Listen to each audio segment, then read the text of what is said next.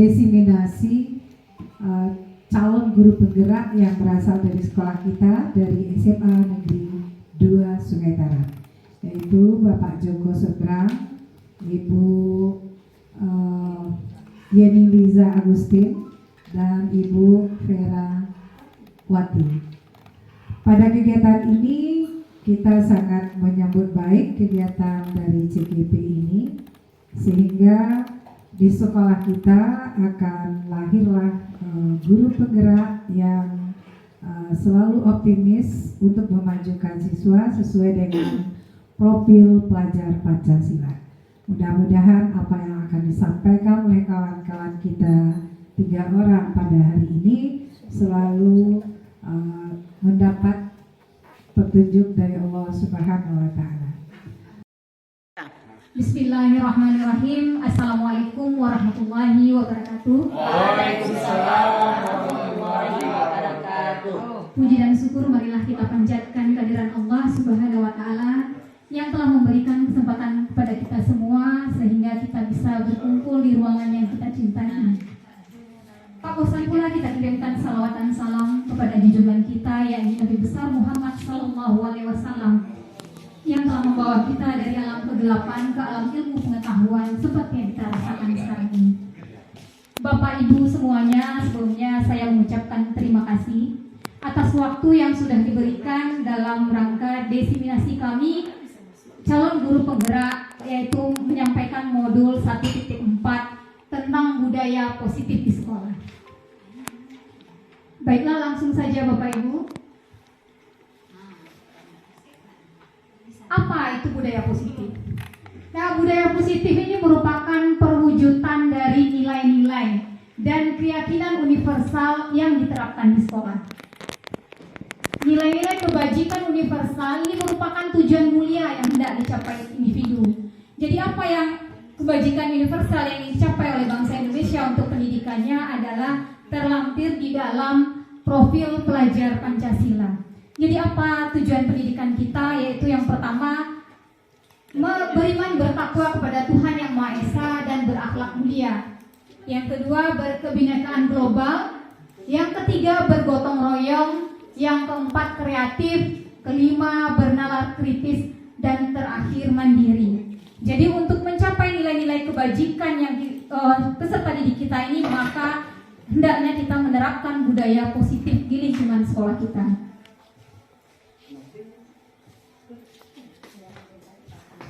Bagaimana caranya supaya budaya positif ini bisa kita terapkan? Maka Bapak Ibu hendaknya kita lakukan perubahan, merubah paradigma kita. Sebagaimana kita lihat seperti ini Bapak Ibu. Jadi tolong ikuti apa yang kami katakan ya Bapak Ibu. Yang pertama, silakan Bapak Ibu angkat tangannya ke atas. Ya, silakan buka. Kemudian Bapak Ibu bayangkan sekarang Bapak Ibu meletakkan sesuatu di dalam genggaman Bapak Ibu.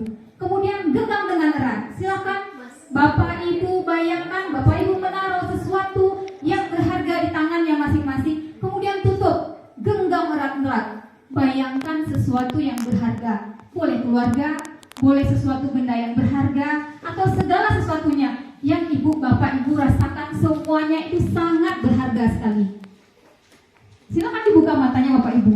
Kemudian ketika seseorang datang ke tempat Bapak Ibu, ya, berusaha untuk membukanya, memberikan bujukan, dikasih uang atau kekerasan Bapak Ibu, apa yang akan Bapak Ibu lakukan? Miss Uut? Dilawan. Mereka menginginkan apa yang kita pegang. Apakah akan Ibu berikan? Tidak. Kenapa tidak Ibu berikan? Iya, betul sekali Pak Ulin. Karena sesuatu itu berharga. Jadi Bapak Ibu berusaha untuk mengontrol diri kita sendiri sehingga apa yang menurut kita berharga tidak akan kita berikan kepada orang lain. Artinya Bapak Ibu bisa mengontrol diri Bapak Ibu sendiri. Nah, ini sesuai dengan teori kontrol. Menurut teori kontrol, yaitu oleh Dr. William Glasser, pada dasarnya kita tidak dapat memaksa murid untuk berbuat sesuatu jika murid tersebut memilih untuk tidak melakukannya. Berarti tidak bisa kita paksakan murid kita Bapak Ibu kalau murid tersebut tidak mau melakukannya. Kemudian yang kedua, penguatan positif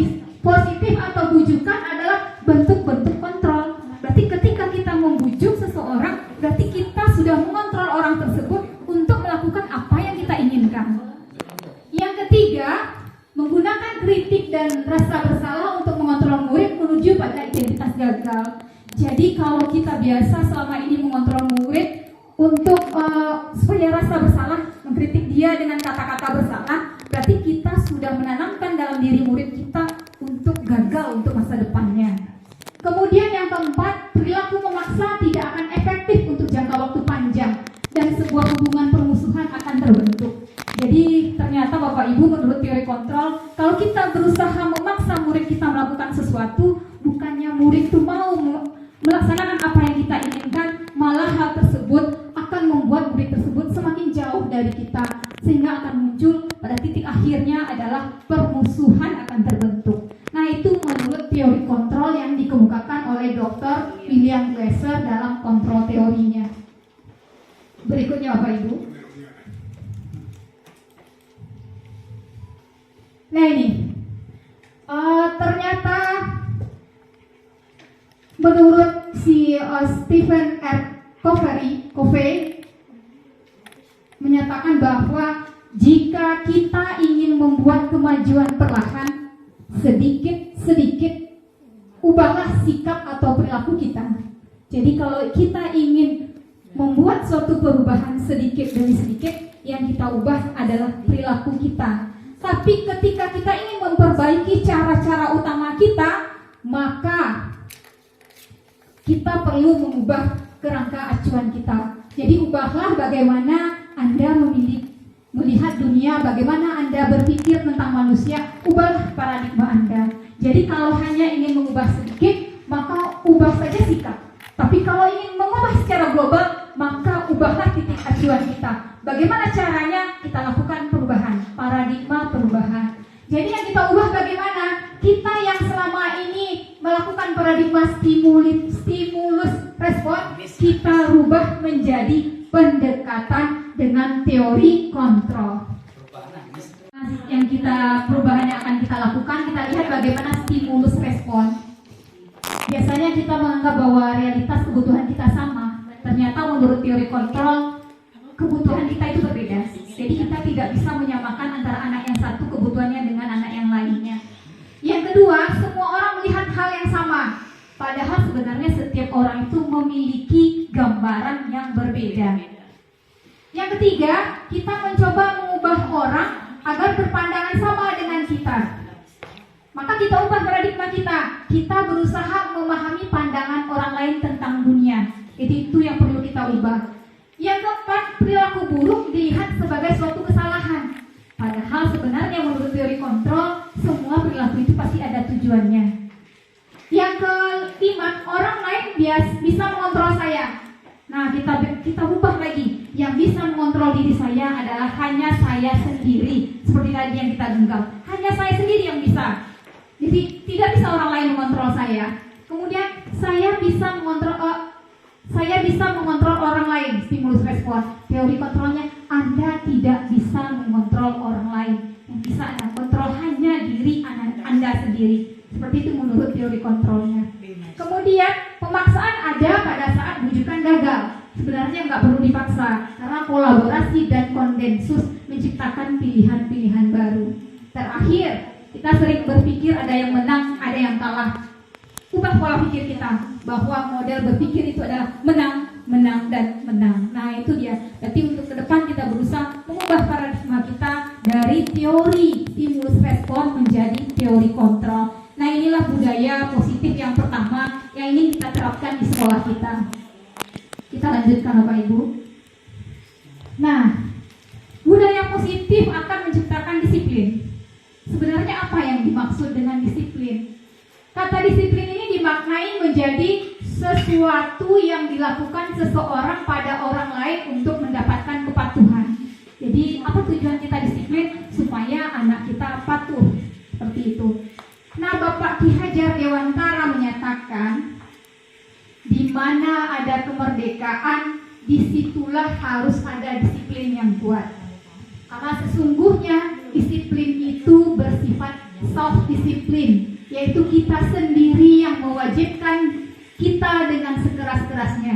Tetapi itu sama saja. Sebab jikalau kita tidak cakap melakukan self-disiplin, wajiblah penguasa lain mendisiplinkan diri kita.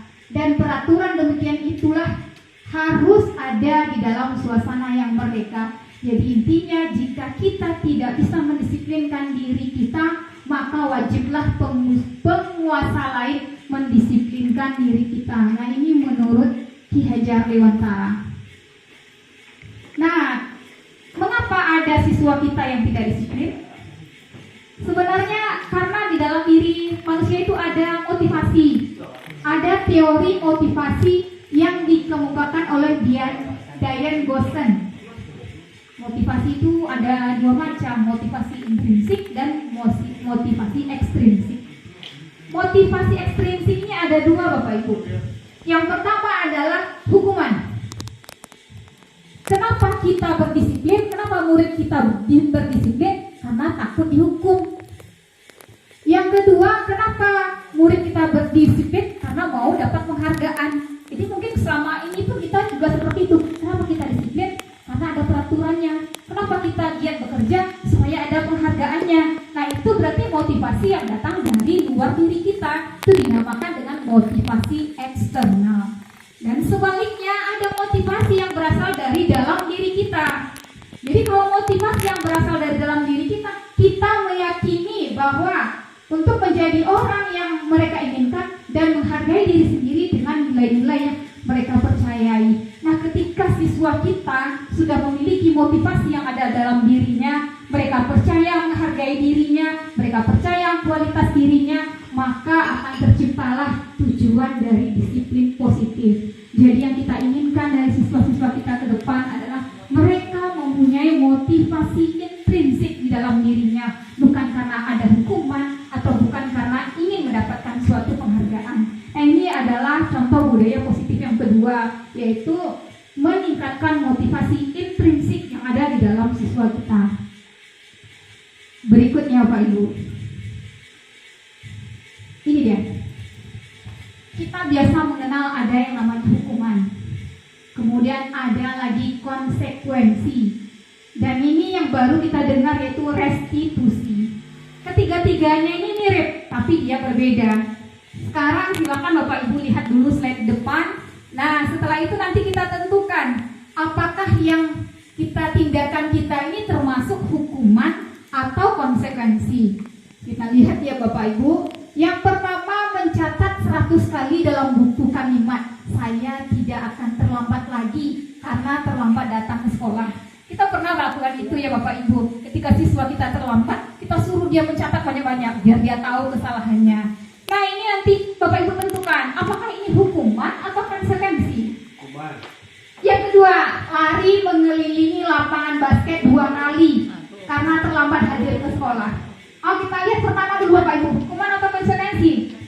Hukuman kata Pak Joko. Nanti kita lihat ya Bapak Ibu.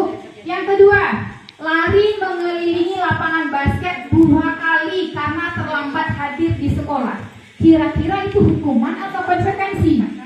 Bu Mimi? Hukuman juga Bu Mimi. Ya, kita lihat yang ketiga. Murid diminta push up 15 kali karena tidak pakai masker ke sekolah. Itu kira-kira Bapak Ibu hukuman atau konsekuensi? Bapak lihat? Hukuman juga. Hukuman semua ternyata Bapak Ibu. Yang keempat, mengganti kertas tugas kawan yang sudah dicoret-coret. Hukuman atau konsekuensi? Konsekuensi. Selanjutnya yang berikutnya, membersihkan tumpahan air di meja tulis. Bu, berarti dari tindakan yang sudah kita bahas tadi, kita lihat apakah perbedaan antara hukuman dan konsekuensinya. Yang pertama, mencatat 100 kali dalam buku kalimat, saya tidak akan terlambat lagi karena terlambat datang ke sekolah. Ternyata termasuk kepada hukuman. Yang kedua, lari mengelilingi lapangan basket 2 kali karena terlambat hadir di sekolah. Ini juga hukuman. Selanjutnya yang ketiga, yaitu murid diminta untuk push up 15 kali karena tidak pakai masker ke sekolah. Berarti kan tidak ada hubungan antara pakai masker dengan push up. Jadi ini juga merupakan suatu hukuman. Yang keempat, mengganti kertas tugas kawan yang sudah dicoret-coret. Nah, ini kan memang sesuai ya Bapak Ibu, antara yang dilakukan oleh siswa dengan tanggung jawab atau konsekuensi yang harus dilakukannya, yaitu merupakan konsekuensi. Selanjutnya, membersihkan tumpahan air di meja tulis karena tersenggol saat belajar. Ini juga betul, ini juga merupakan konsekuensi. Terakhir, lari mengelilingi lapangan basket 2 kali karena terlambat 10 menit dalam pembelajaran PJOK. Nah, ini tadi yang salahnya Bapak Ibu, ini merupakan konsekuensi bukan hukuman. Kenapa? Karena dalam pelajaran PJOK berarti sebelumnya mungkin sudah disepakati kalau yang terlambat 10 menit itu konsekuensinya adalah lari mengelilingi lapangan olahraga atau lapangan basket. Nah, itulah Bapak Ibu, dari tindakan-tindakan guru yang dilakukan, kita bisa membedakan antara hukuman dengan konsekuensi. Nah, apa beda antara hukuman dan konsekuensi? Yang pertama, kalau hukuman itu sesuatu yang menyakitkan harus terjadi, sedangkan konsekuensi sesuatu harus terjadi. Jadi hukuman itu sifatnya lebih menyakitkan. Yang kedua, membuat anak sakit fisik maupun hati untuk jangka waktu yang lama. Jadi hukuman hanya akan membuat anak kita sakit hati. Sedangkan kalau konsekuensi membuat jarak anak merasa tidak nyaman dalam jangka waktu pendek. Yang ketiga, anak membenci kedisiplinan kalau itu hukuman. Tapi kalau dia konsekuensi, anak menghargai kedisiplinan. Selanjutnya yang keempat, hukuman itu merupakan paksaan. Jadi kalau kita menghukum berarti kita berusaha untuk memaksa seseorang mematuhinya. Sedangkan kalau konsekuensi itu berupa stimulus dan tanggapan. Selanjutnya, hukuman mendorong anak menyakiti diri sendiri, sedangkan kalau konsekuensi anak lebih bisa menyesuaikan dirinya. Hukuman konsep diri yang buruk, sedangkan konsekuensi ini merupakan konsep diri yang baik. Kalau hukuman anak belajar untuk menyembunyikan kesalahan, sedangkan kalau konsekuensi anak belajar untuk mematuhi peraturan. Terakhir, kalau hukuman itu ada rasa marah, rasa bersalah, dipermalukan, merasa tak dihargai, sedangkan kalau konsekuensi anak akan kehilangan hak, dibuat tidak nyaman, diasingkan untuk sementara waktu. Jadi kita bisa lihat ya Bapak Ibu, antara hukuman dan konsekuensi banyak hal negatif yang kita temui. Sehingga kalau banyak hal negatif kita tentu mencarikan solusi mana yang lebih baik. Ya. Nah, akhirnya yang ketiga muncul restitusi. Apa itu restitusi? Itu proses menciptakan kondisi bagi murid untuk memperbaiki kesalahan mereka, sehingga mereka bisa kembali kepada kelompok mereka dengan karakter yang lebih kuat. Ini menurut Gosen. Sedangkan restitusi itu juga merupakan proses kolaboratif yang mengajarkan murid untuk mencari solusi dari masalah mereka dan membantu murid berpikir tentang orang seperti apa yang mereka inginkan dan bagaimana mereka harus memperlakukan orang lain. Nah, di sini dari restitusi maka kita meminta anak tersebut menemukan sendiri bagaimana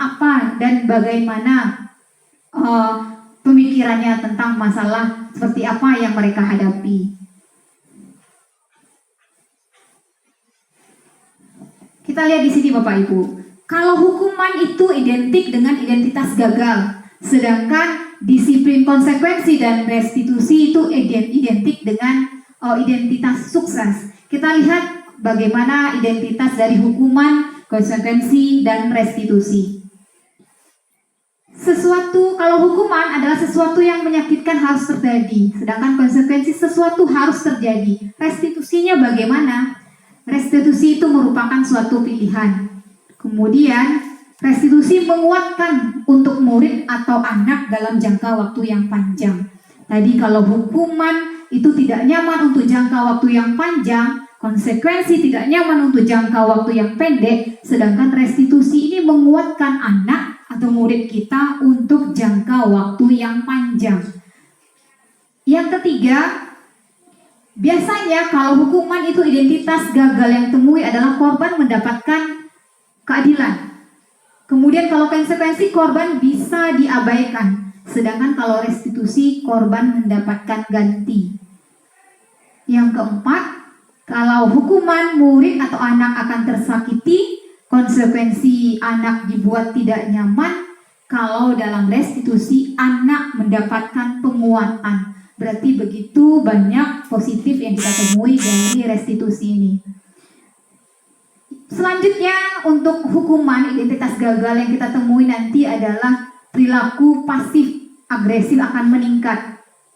Jika konsekuensi berarti penguatan hanya bertahan dalam jangka waktu pendek, sedangkan kalau di restitusi masalah bisa terpecahkan.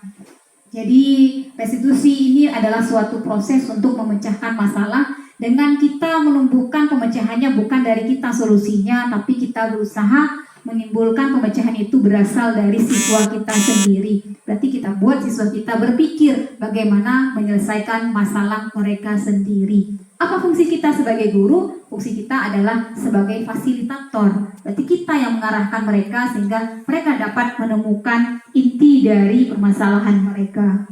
Selanjutnya, baiklah Bapak Ibu, tadi kita sudah membahas tentang hukuman, konsekuensi, dan restitusi. Nah, sekarang kita lanjut budaya positif berikutnya yang ingin kita tanamkan pada murid kita, yaitu keyakinan kelas. Apa sih keyakinan kelas? Bagaimana keyakinan kelas? Bagaimana cara menentukan atau membuat keyakinan kelas? Nah, kita lihat sebelumnya ada dua peraturan. Mengapa keyakinan kelas? Mengapa tidak peraturan kelas? Yang pertama, mengapa kita memiliki peraturan tentang penggunaan helm pada saat mengendarai kendaraan roda 2 atau motor? Kira-kira Bapak Ibu menggunakan helm karena alasan apa? Keselamatan. Iya, betul Bu Elvi, keselamatan. Apakah Bu Elvi memakai helm karena patuh pada peraturan? Pertama keselamatan, yang kedua baru peraturan. Iya, pertama keselamatan dulu, baru perhitungan berikutnya adalah peraturan. Kita lihat dulu yang kedua. Mengapa kita memiliki peraturan tentang penggunaan masker dan mencuci tangan setiap saat? Kira-kira? Alasan kesehatan. Alasan kesehatan. Berarti Pak Ulil yakin ya, istilahnya kesehatan itu penting dengan kita mencuci tangan dan menggunakan masker setiap saat. Yakin. Iya, yakin itu dalam kesehatan kita perlukan itu ya. Berarti kita menganggap itu bukan suatu peraturan, tapi kita menganggap itu sebagai keselamatan dan juga karena faktor kesehatan. Ya, apa yang kita yakini tadi itu merupakan suatu keyakinan kita. Jadi keyakinan itu adalah nilai-nilai kebajikan universal yang disepakati secara tersirat dan tersurat lepas dari latar belakang suku, negara, bahasa maupun agama. Berarti peraturan-peraturan yang kita buatkan tadi kita jadikan menjadi suatu bentuk keyakinan kelas, sehingga dari keyakinan kelas yang kita sepakati nanti akan terbentuk suatu lingkungan yang positif.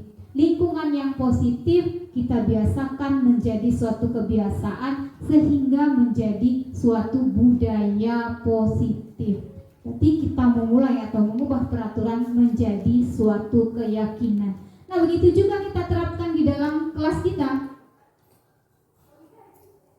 Sekarang kita lihat Bapak Ibu, yang mana yang merupakan keyakinan kelas dan mengapa? Nah, di sini kami tampilkan ada dua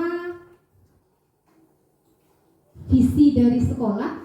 Yang pertama kesepakatan kelas, katanya di sini ada TK Dharma Wanita Persatuan, di mana di sini munculkan kesepakatan kelasnya adalah datang tepat waktu, mengucapkan salam, menjaga kebersihan sekolah, berdoa sebelum dan sesudah kegiatan, aktif dalam pembelajaran, terakhir tertib. Nah, kita lihat kesepakatan kelas yang kedua.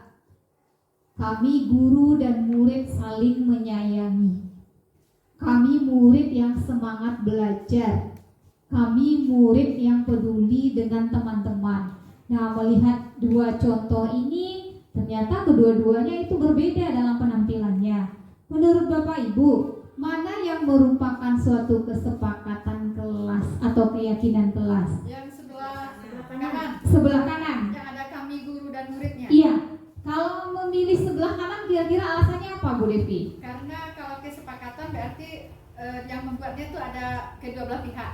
Kalau kesepakatan yang membuatnya ada kedua belah pihak, ya benar sekali Bu Devi. Berarti kesepakatan itu tidak hanya dari satu pihak saja, berarti muncul dari dua pihak. Di mana kesepakatan itu hendaknya ada nilai-nilai universal yang terkandung di dalamnya. Kita lihat yang kedua, kesepakatan yang kita yakini tadi. Ada nilai universal apa saja? Yang pertama saling menyayangi, yang kedua semangat, yang ketiga peduli. Nah, disitulah nilai-nilai universalnya. Nah, nilai inilah yang ingin kita kembangkan menjadi budaya positif terhadap anak kita. Bu, berarti nilai-nilai kesepakatan kelas itu sama dengan nilai karakter juga. Iya, betul sekali Bu Devi. Berarti kesepakatan kelas menanamkan karakter kepada siswa. Berarti kesepakatan kelas itu bukan peraturan yang menyatakan tidak boleh atau dilarang. Berarti kita jangan lagi menggunakan kata tidak boleh atau dilarang. Berarti kita mengganti kata-katanya menjadi kata-kata yang indah, mengandung nilai-nilai universal di dalamnya, sehingga menimbulkan sifat positif kepada siswa kita, bukan sebuah larangan ataupun aturan-aturan. Nah, itu kesepakatan kelas yang ingin kita buat. Sekarang kita lihat berbagai contoh-contoh peraturan di sini, kemudian kita buat peraturan tersebut menjadi suatu bentuk keyakinan kelas. Yang pertama, peraturannya selalu kembalikan buku ke tempatnya. Bagaimana bentuk keyakinannya? Berarti tanggung jawab. Jadi kita meminta siswa kita untuk mengembalikan buku ke tempatnya, berarti kita meminta mereka untuk bertanggung jawab. Jadi nilai universal atau keyakinan kelas yang ingin kita tanamkan kepada siswa kita adalah tanggung jawab. Yang kedua, contoh peraturan adalah dilarang mengganggu orang lain. Jadi karena kita menghindari kata-kata dilarang atau tidak boleh, maka kita menggantinya menjadi suatu bentuk keyakinan menghormati orang lain. Yang ketiga, peraturan yang sering kita dengarkan yaitu hadir di sekolah 15 menit sebelum pembelajaran dimulai. Kita ganti lagi peraturan ini menjadi suatu keyakinan. Apa keyakinan kelas yang ingin kita tanamkan? Menghormati orang lain atau mempunyai komitmen. Selanjutnya, peraturannya itu dilarang melakukan kekerasan. Nah, bagaimana bentuk keyakinan kelas yang ingin kita tanamkan? Yaitu keselamatan atau menghormati orang lain. Berikutnya, peraturan dilarang menggunakan narkoba. Sering kita buat peraturan seperti itu ya. Bagaimana bentuk keyakinan kelasnya? Itu karena kita tahu narkoba ini berhubungan dengan kesehatan, maka keyakinan kelasnya adalah kesehatan. Berarti bukan dilarang lagi, tapi siswa kita yakin bahwa narkoba itu tidak sehat. Jadi kita harus menumbuhkan rasa kesehatan. Berarti itu keyakinan kelas yang ingin kita tanamkan. Peraturan berikutnya, bergantian atau menunggu giliran. Ini antri, budaya antri. Nah, bagaimana keyakinan kelasnya? Itu bisa menghormati orang lain atau bersabar. Berarti budaya antri tujuannya adalah supaya siswa kita itu bersabar. Makanya keyakinan kelasnya yaitu menghormati orang lain, bersabar. Berikutnya, gunakan masker. Nah, bagaimana bentuk keyakinan kelasnya? Kesehatan, keselamatan. Selanjutnya, jangan berlari di kelas atau koridor. Berarti apa keyakinan kelasnya? Keselamatan, keamanan. Nah, itu dia. Berarti Bapak Ibu, tujuan kita di sini adalah mengubah segala bentuk peraturan yang selama ini kita buat menjadi suatu bentuk keyakinan kelas. Ibu, Iya, Pak. terkait dengan perbedaan antara peraturan dengan keyakinan kelas ini ya. Yang dalam sebuah institusi pasti ada peraturan. Mungkin yang lebih kita Iya. tekankan di sini, apa manfaat peraturan itu kepada siswa? Iya. Tidak mungkin kita membuat peraturan itu dalam bentuk keyakinan kelas, Iya. tanggung jawab tadi. Yang namanya peraturan pasti tetap ada Iya. dibuat gitu. Iya benar Pak Ulil. Berarti kita kan sekarang institusinya kita kan di sekolah. Karena ya Pak Ulil ya, berarti kita sekolah ini kan bagian terkecilnya adalah kelas. Berarti kita ingin merubah institusi yang besar mulai dari yang kecil terlebih dahulu. Jadi kita mulai dari kelas. Jadi kalau selama ini peraturan-peraturan itu sifatnya seperti yang kita sebutkan sebelumnya itu bersifat hukuman atau konsekuensi yang membuat siswa kita tidak nyaman. Nah, sekarang kita menggantinya menjadi bentuk keyakinan. Berarti kita ingin menanamkan dalam diri anak-anak kita dalam mindsetnya bahwa tidak ada kata tidak boleh, tidak ada lagi dilarang ini begitu. Tapi yang ada apa? Kita tumbuhkan nilai positif keyakinan dalam dirinya. Berarti bukan berarti peraturan tidak boleh, peraturan boleh. Tapi kita coba mengubah peraturan yang sifatnya tadi memaksa dan segalanya menjadi bentuk keyakinan, sehingga nanti akan muncul kesadaran sendiri dari anak-anak kita untuk menanamkan rasa-rasa kebajikan universal yang ada dalam diri mereka sendiri. Di dalam saya simpulkan di sini, peraturan bukan tidak boleh, peraturan itu boleh, tapi kita lebih baik menumbuhkan keyakinan terlebih dahulu kepada siswa kita, sehingga siswa tidak jerah atau tidak merasa nanti kalau peraturan kan identik dengan hukuman. Jadi jangan sampai mereka merasa ada peraturan, ada hukuman seperti itu. Saya diterima boleh? Iya, terima kasih Ibu. Ya, baik Bapak Ibu, kita lanjutkan. Sangat supel sekali pertanyaannya Bapak Ibu.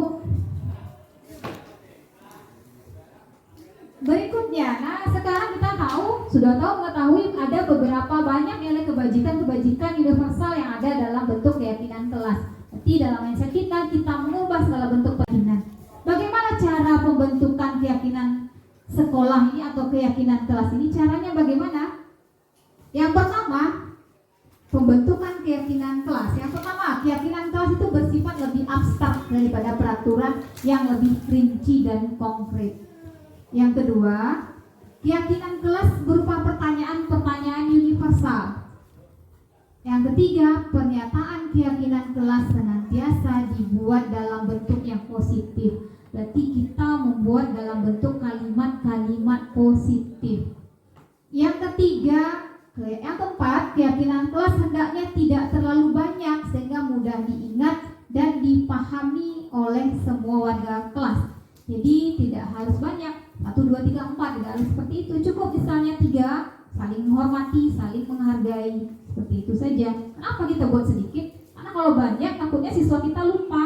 Tapi kalau sedikit, mudah-mudahan mereka bisa ingat terhadap keyakinan yang sudah mereka buat bersama.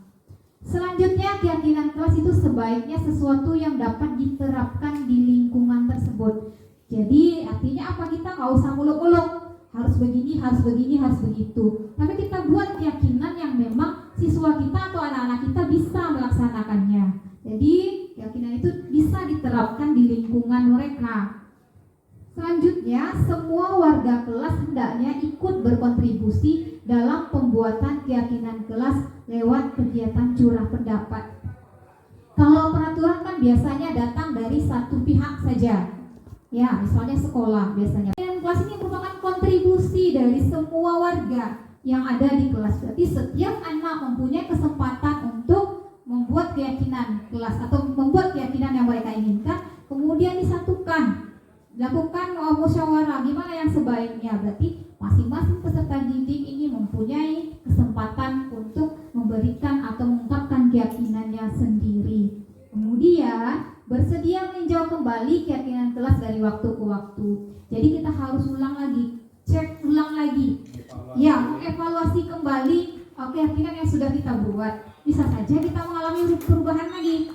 Ya, kita ubah lagi. Berarti jangan dibiarkan udah buat satu keyakinan itu saja kita pakai sampai seterusnya. Jadi kita cek kembali satu persatu keyakinan kita ulang-ulang lagi. Boleh, nggak harus satu kali melaksanakan dalam setahun, nggak harus seperti itu. Bisa kita ulang kembali keyakinan kelas kita. Maka kita harus bersedia meninjau kembali keyakinan kelas dari waktu ke waktu. Ada pertanyaan Bapak Ibu? Terima kasih Bu Vera. Iya, Bu Di sini Evi. bersedia meninjau kembali keyakinan kelas dari waktu ke waktu. Iya. Apakah per 3 bulan, per 6 bulan, bagaimana yang bagusnya Pak? Bu. Oh iya. Terima kasih. Begini ya Bu Elvi, mungkin kita mengalami perubahan itu kalau kita menyadari ada sesuatu yang baru mungkin.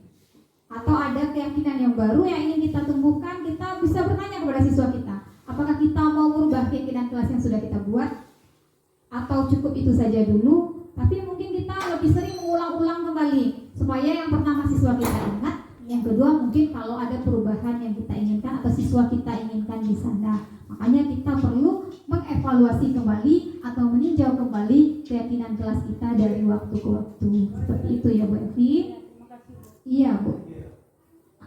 Baiklah Bapak Ibu, kita lanjutkan.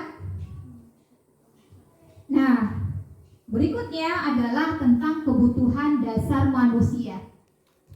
Ada 5 kebutuhan dasar manusia. Yang pertama, bertahan hidup. Yang kedua, kasih sayang. Yang ketiga, kebutuhan kebebasan. Yang keempat, kebutuhan kesenangan. Yang kelima, kebutuhan penguasaan. Nah, kita sebagai manusia itu ada 5 kebutuhan dasar kita. Nah, jika salah satu saja dari kebutuhan dasar ini tidak terpenuhi, ya, maka di sanalah mungkin peraturan itu akan dilanggar. Jadi, misalnya kebutuhan kasih sayang. Kenapa ya siswa kita selama ini sampai di sekolah, kenapa dia nakal segala macamnya?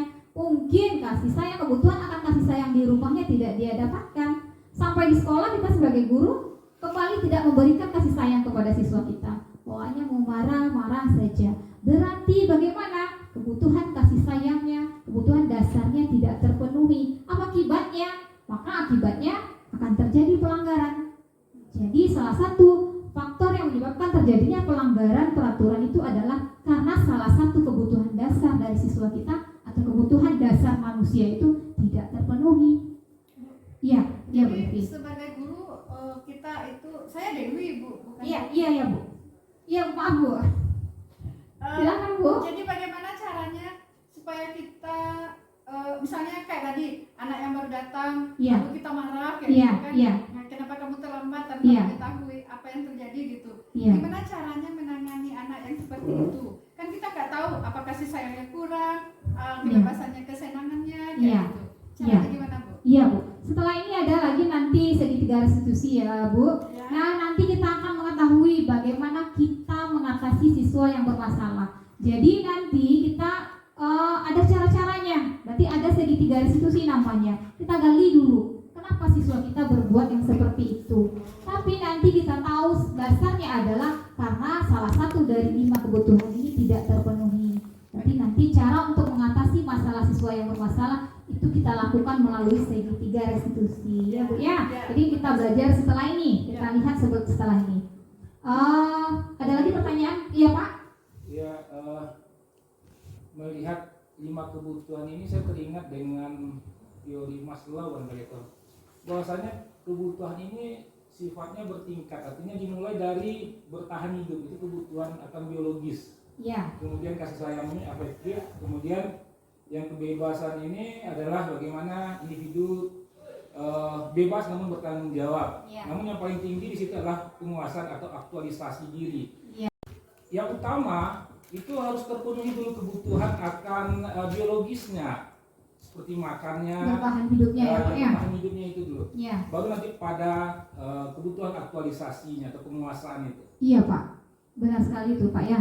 Berarti Jadi kita mulai dari Dasar tahapannya dasar dulu itu, Iya. baru pada yang terakhir. iya, betul Pak. Berarti kebutuhan dasar yang paling dasar itulah kebutuhan bertahan hidup. Berarti berhubungan dengan biologisnya. Iya benar. Kalau biologisnya saja tidak terpenuhi, ya gimana nanti yang lain-lainnya? Berarti yang lain itu kan unsur penunjang saja lagi, kasih sayang, kebebasan, kesenangan, terakhir penguasaan. Betul sekali Pak Ulil. Berarti dasar dari kebutuhan itu adalah bertahan hidup. Berarti berhubungan dengan apa? Ekonominya, Iya. kemudian fisiknya, Ya seperti kemudian kasus iya, anak kita Bu, yang mungkin dia pandai, namun karena ekonominya kurang sehingga dia berhenti sekolah. iya, betul Pak. Dasarnya yang kena ya Pak ya. Iya, berarti memang bertahan hidupnya yang kena. Berarti kebutuhan dasarnya yang kena. Jadi bagaimana dia akan dapat kebutuhan yang lain, sedangkan dasarnya saja dia tidak terpenuhi. Jadi mungkin berarti kita memang kedepannya harus lebih bijak gitu ya Pak.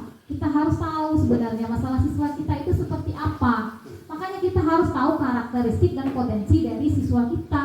Jadi kita sebelum kita mengambil keputusan terhadap anak kita gali dulu, cari tahu dulu sebenarnya dasar masalah itu apa sebenarnya.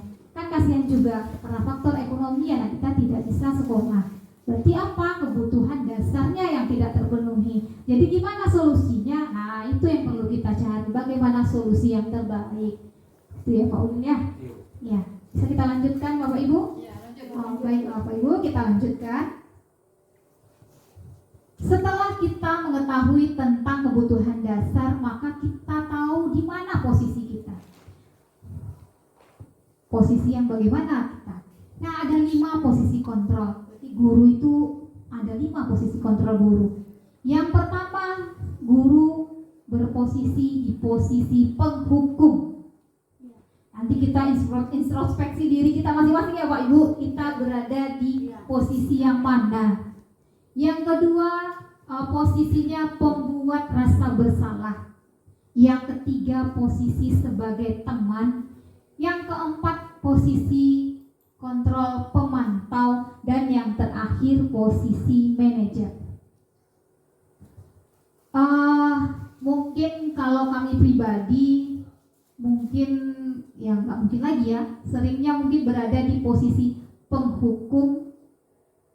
Sering juga pernah dilakukan pembuat rasa bersalah juga, kemudian posisi teman juga, pemantau juga. Yang mana yang masih belum atau perlu ditingkatkan itu posisi sebagai manajer. Gimana yang penghukum? Nah, ya sering kadang-kadang karena kita guru, kalau emosinya sudah di atas gitu ya, melihat tingkah laku siswa kita, maka kita cenderung berada di posisi penghukum. Sering menghardik, sering menunjuk-nunjuk. Kadang-kadang ya, awas ya, kadang kita seperti itu ya. Kamu nakal ya, sering mengancam kalau kamu begini nanti kamu begini gitu. Ya, itu mungkin tanpa kita sadari kita sudah berada di posisi penghukum sebenarnya Bapak Ibu. Kemudian yang kedua, pembuat rasa bersalah. Kalau sudah tidak bisa secara berbicara kita kepada siswa kita cenderung nanti membuat rasa bersalah kepada mereka. Kita lanjutkan mengenai 5 posisi kontrol guru. Berarti posisi yang ideal untuk kita adalah posisi manajer. Di mana dalam posisi ini kita mengharapkan siswa mampu menghargai dirinya sendiri. Bagaimana guru berbuat dalam posisi manajer, yaitu dengan mengajukan pertanyaan-pertanyaan. Kemudian apa perkataan? Salah satu contoh perkataan yang bisa kita lakukan adalah apa yang kita yakini. Apa yang bisa kamu kerjakan untuk memperbaiki masalah ini? Kemudian hasilnya adalah penguatan pribadi. Kemudian murid akan berkata bagaimana cara saya bisa memperbaiki keadaan. Nah, dampak dari posisi sebagai manajer ini adalah mengevaluasi diri. Berarti siswa kita bisa mengevaluasi dirinya sendiri, bagaimana cara memperbaiki diri. Berarti untuk yang ke depan posisi ideal guru adalah sebagai posisi manajer. Berarti kita coba menghilangkan posisi kita sebagai pemantau, pembuat rasa bersalah, sebagai pemberi hukuman, sebagai teman. Jadi berusaha untuk yang ke depan memposisikan kita sebagai posisi manajer. Sama-sama belajar kita ya Bapak Ibu. Baiklah, sekarang kita lanjutkan budaya positif yang terakhir, yaitu segitiga restitusi. Apa itu segitiga restitusi? Yaitu suatu proses dialog yang dijalankan oleh guru atau orang tua agar dapat menghasilkan murid yang mandiri dan bertanggung jawab. Jadi untuk segitiga restitusi itu ada 3 tahap yang akan kita lalui atau langkah-langkah dari segitiga restitusi. Yang pertama yaitu menstabilkan identitas. Yang kedua, validasi tindakan yang salah. Langkah selanjutnya yaitu menanyakan keyakinan. Kita lihat langkah yang pertama, menstabilkan identitas. Apa tujuan kita menstabilkan identitas? Yaitu untuk mengubah identitas anak dari orang yang gagal karena melakukan kesalahan menjadi orang yang sukses. Jadi anak yang melanggar peraturan karena sedang mencari perhatian itu adalah anak yang mengalami kegagalan. Dia mencoba untuk memenuhi kebutuhan dasarnya, namun ada benturan seperti yang kita bahas tadi di kebutuhan dasar manusia. Ya, kebutuhan dasar manusia. Dia mencoba untuk memenuhi kebutuhan dasarnya walaupun ada benturan. Kalau kita mengkritik dia, maka kita akan tetap membuatnya dalam posisi gagal. Kalau kita ingin ia menjadi reflektif, maka kita harus meyakini si anak tersebut. Jadi kita berusaha untuk menstabilkan identitasnya terlebih dahulu. Kemudian langkah kedua yang kita lakukan dalam segitiga restitusi adalah validasi tindakan yang salah. Jadi restitusi tidak akan menyarankan guru bicara kepada murid bahwa melanggar aturan adalah sikap yang baik. Tapi restitusi ini guru harus memahami alasannya dan paham mengapa siswa melakukan hal tersebut. Jadi kalau kita tolak anak yang sedang berbuat salah, maka dia akan tetap menjadi bagian dari masalah. Namun bila kita memahami alasannya melakukan sesuatu, maka dia akan merasa dipahami. Nah, seperti itu langkah yang kedua dari segitiga restitusi. Tapi kita jangan menolak, jangan kita tolak mereka. Tapi bagaimana Bapak Ibu kita jadikan dia lakukan sesuatu, memahami alasannya kenapa dia melakukan sesuatu. Itu dia. Nah, yang terakhir Bapak Ibu adalah menanyakan keyakinan. Jadi ketika identitas sukses telah dicapai, yaitu langkah pertama, dan tingkah laku yang salah telah divalidasi sebagai langkah kedua kita tadi, maka anak-anak akan siap dihubungkan dengan nilai-nilai yang dia percaya dan berpindah menjadi dia yang diinginkan. Jadi harapan kita bagaimana Bapak Ibu? Siswa-siswa yang memang tangguh, yang memang mampu untuk menyelesaikan masalahnya sendiri, menggali semua potensi yang ada pada diri mereka. Sesuai dengan Ki Hajar Dewantara mengatakan, marilah kita tingkatkan pendidikan yang tujuannya adalah untuk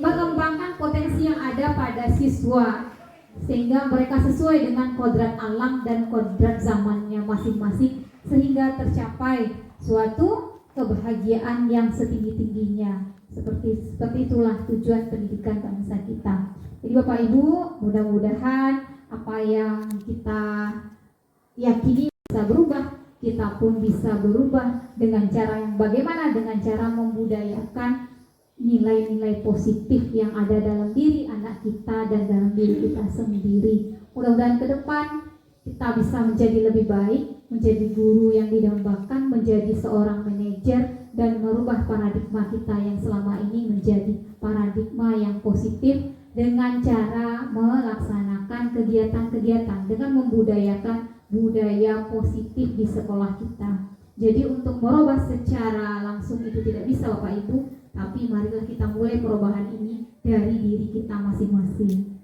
Sekian saja Bapak Ibu yang bisa saya tampilkan. Mohon maaf atas segala kekurangan. Saya akhiri dengan wabillahi taufiq wal hidayah. Assalamualaikum warahmatullahi wabarakatuh.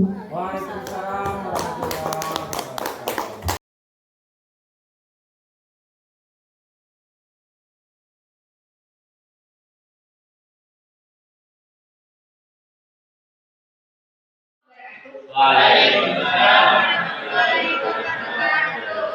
Baiklah Anda semua, hari ini kita akan membuat kesepakatan kelas. Ya, untuk pembelajaran kimia kita buat dulu kesepakatan kelas. Nah, bagaimana caranya kesepakatan kelas? Nanti Ibu akan membagikan kepada Anda semua satu buah kertas poligami